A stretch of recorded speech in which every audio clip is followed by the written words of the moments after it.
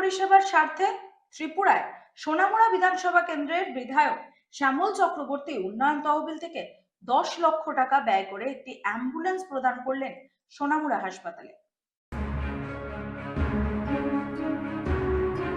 হাসপাতালে রোগীদের পরিষেবার স্বার্থে সোনামুড়া বিধানসভা কেন্দ্রের বিধায়ক শ্যামল চক্রবর্তী উন্নয়ন তহবিল থেকে 10 লক্ষ টাকা ব্যয় করে একটি অ্যাম্বুলেন্স প্রদান করলেন।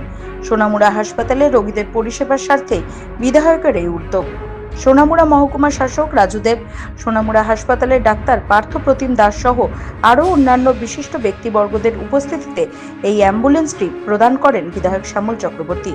বিধায়ক জানান, বিধায়কের উন্নয়ন ফান্ডের টাকা থেকে 10 লক্ষ টাকা ব্যয় করে রোগীদের পরিষেবার স্বার্থে একটি অ্যাম্বুলেন্স ক্রয় করে দেওয়া হয়েছে। তার কারণ, সোনামুড়া হাসপাতালে ভালো অ্যাম্বুলেন্স নেই, যে কারণে অনেক সময় ডাক্তার অন্যত্র রোগীকে রেফার করলে নিয়ে যাওয়া কষ্টকর হয়ে দাঁড়ায়। বিধায়ক আরও বলেন, শুধু অ্যাম্বুলেন্স নয়, সার্বিক জনগণের স্বার্থে পানীয় জল, রাস্তার সংস্কার, ছোট ছোট শিশুদের লেখাপড়ার স্বার্থেও এই অর্থ কাজে লাগানোর প্রচেষ্টা থাকবে। প্রতি বছর এখন 75 লাখ টাকা পেয়ে থাকি। তাতে সাধারণভাবে আমরা যে বিষয়গুলির দিকে নজর দিই সেটা হলো যে স্কুলগুলি যাতে বাচ্চারা ঠিকমতো বসতে পারে, তাদের টুল, টেবিল, চেয়ার এ সমস্ত থাকে, ওটা পরিচালনার জন্য ছোটোখাটো কোথাও কম্পিউটারের প্রয়োজন হয়। স্বাস্থ্য ব্যবস্থায় তাতেও ছোটোখাটো যে সমস্ত সমস্যা থাকে এগুলি দেখার জন্য চেষ্টা করি, যা গাইডলাইনের মধ্যে আছে।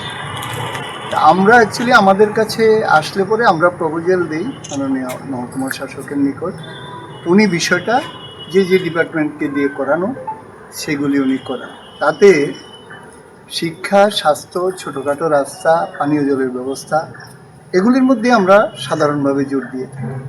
তাতে সোনামুড়া এই স্বাস্থ্যকেন্দ্র থেকেও একটা প্রস্তাব আসে যে এখানে পুরনো গাড়ি আছে কিন্তু রুগীদের নিতে অসুবিধা হয় এবং রুগীর ভিড়ও হয়, দারুণভাবে ভিড় হয়, এখান থেকে রেফার করতে হয়, নিতে অসুবিধা হয়। তার জন্য একটা অ্যাম্বুলেন্স এখানে দেওয়ার জন্য সেই প্রস্তাব অনুসারে মাননীয় এসডিএমের নিকট আমরা পাঠাই যে এই ধরনের একটা অ্যাম্বুলেন্স দেওয়ার জন্য।